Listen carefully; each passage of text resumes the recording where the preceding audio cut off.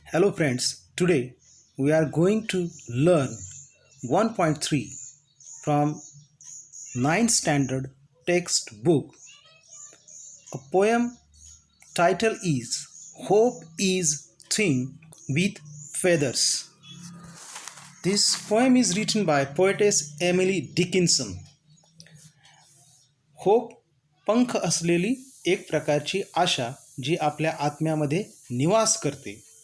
या कवितेचं लेखन Emily Dickinson नावाच्या कवयित्रीने केलेलं आहे. Now let's know about Emily Dickinson. तिचा जन्म 10 डिसेंबर 1830 ॲमहर्स्ट अमेरिका या ठिकाणी झाला आणि मृत्यू 15 मे 1886 रोजी. तिच्या पूर्ण आयुष्यामध्ये तिने 18 कविता लिहिल्या, परंतु ती जिवंत असेपर्यंत फक्त 10 कविता प्रसिद्ध झाल्या. Now first I am going to read a poem. Hope is a thing with feathers that perches in the soul and sings the tune without the words and never stops at all. And sweetest in the gale is heard, and sore must be storm that could abash the little bird and kept so many warm. I have heard it in the chillest land and on the strangest sea, yet never in extremity it asked crumb of me. फक्त 3 स्टांजाची poem आहे. नाव the title of the poem is itself a personification. Figure of speech कोणती वापरलेली पाहिजे, अलंकार कोणता वापरलेला आहे या ठिकाणी. Hope is a thing with feathers. Hope म्हणजे आशा. Hope is a non living thing, abstract idea. म्हणजे ही एक प्रकारची ॲबस्ट्रॅक्ट आयडिया आहे, जी कल्पना आहे, आपण बघू शकत नाही. Hope is in our mind. And because in this poem the hope is referred as or described as a living things which lives inside our soul, that's why it is a classic example of personification.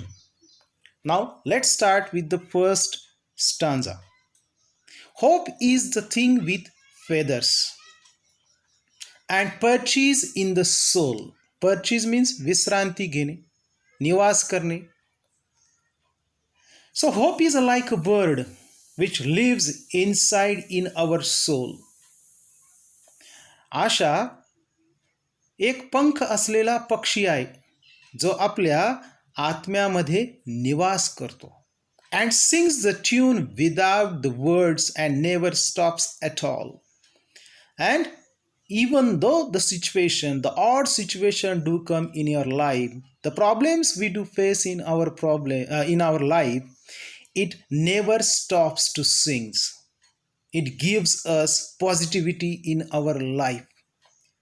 आणि आयुष्यात कितीही अवघड प्रसंग आले, किती कठीण प्रसंग आले, तरी ही जी काही आशा आपल्या हृदयामध्ये निवास करते ती कधीही आपल्याला सोडून जात नाही. आणि सुंदर असं गाणं कितीही कठीण प्रसंगामध्ये, वाईट प्रसंगामध्ये ती गुणगुणत असते. सो hope is like a bird. In first stanza, let me tell you in English. Hope is like a bird which is in our soul, singing very happily tune, and it has no words but singing up to last. It means that even though human beings face difficulties in their life, hope which sits in our soul keeps our hope alive, never gives up, and how much it long lives and never stops. Second stanza. And sweetest in the gale is heard, and sore must be storm that could abash the little bird that kept so many warm. Meaning, hope sings very sweet song in the difficult times, in a great storm. This violent storm can flatten the bird of hope.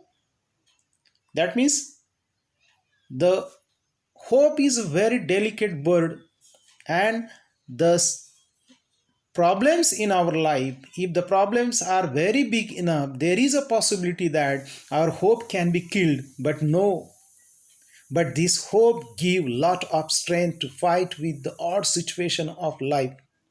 Hope is just like that. Nobody succeeded to defeat this hope in a very difficult situation.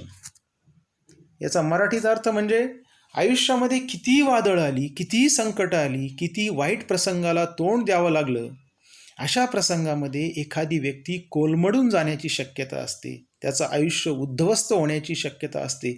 परंतु प्रत्येकाच्या हृदयामध्ये जी आशा असते, ती आशा आपल्याला जिवंत ठेवते. Last stanza.